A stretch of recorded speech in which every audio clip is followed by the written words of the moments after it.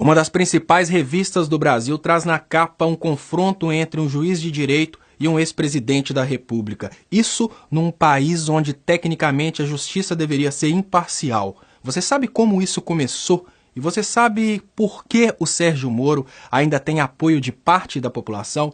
Gente, vamos voltar lá em 2013, quando a pré-campanha do PSDB começou a colocar protestos nas ruas. O pessoal ia brigar sem saber por quê.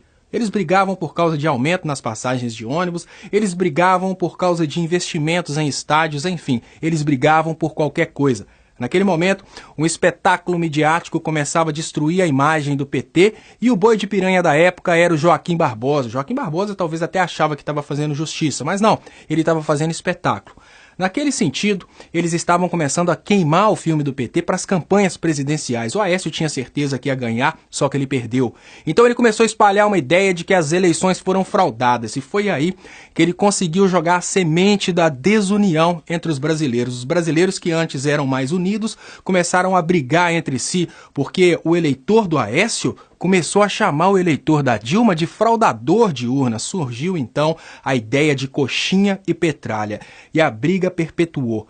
No momento do impeachment, o brasileiro estava mais ou menos unido contra a corrupção. Então surgiu realmente o ícone Sérgio Moro. E naquela época, para a maioria dos brasileiros, o Sérgio Moro realmente representava a luta contra a corrupção. Só que depois que o impeachment aconteceu e o Brasil foi tomado pelos políticos mais corruptos de sua história, realmente o povo entendeu que não havia luta contra a corrupção, o que havia era a luta pelo poder. O que o PSDB queria, na verdade, é tomar o poder através do Temer. Hoje eles têm lá o presidente Temer, que não preside merda nenhuma, porque quem manda mesmo é o PSDB, que perdeu nas urnas.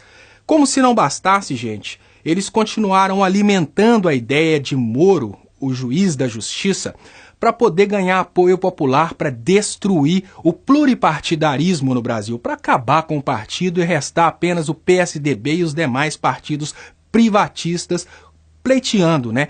Seja o federal, estadual ou municipal. Só que aos poucos o povo foi entendendo e aos poucos o povo foi se distanciando do Sérgio Moro, mas o Sérgio Moro ainda tem um certo apoio da população. Por quê? Porque a imprensa consegue manter aquela ideia de disputa. A mesma ideia de disputa que existe, por exemplo, no meu estado, Minas Gerais, entre Cruzeiro e Atlético, que um atleticano nunca vai ser cruzeirense e um cruzeirense nunca vai virar para o Atlético, está acontecendo hoje na política brasileira.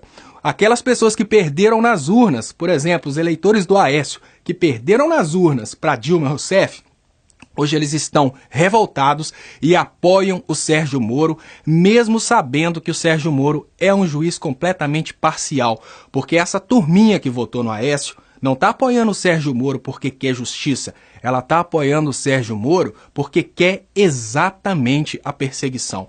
Então hoje quem sobrou apoiando o Sérgio Moro não são cidadãos brasileiros que querem justiça, são cidadãos brasileiros que querem perseguição política, porque a imprensa brasileira conseguiu transformar a justiça brasileira numa espécie de jogo de futebol, luta de boxe, corrida de Fórmula 1. Hoje em dia é quem vai ganhar, Lula ou Sérgio Moro. Só que tem um detalhe, gente, juiz é uma figura imparcial no processo.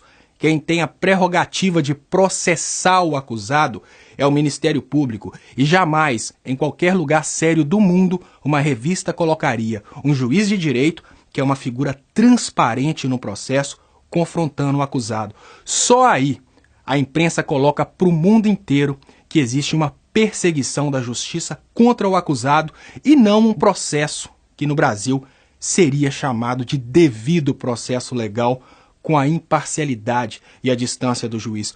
O que a gente está vivenciando hoje é a destruição do Estado democrático de direito com a destruição do sistema judiciário brasileiro. No momento em que o sistema judiciário começa a ser utilizado para poder fazer um espetáculo midiático, a gente perde uma das funções do poder que tecnicamente deveria emanar do povo, mas no Brasil, agora mais do que nunca, emana daqueles que têm dinheiro e perseguem aqueles que lutam por aqueles que têm menos dinheiro. Muito obrigado, reflita sobre isso e até mais.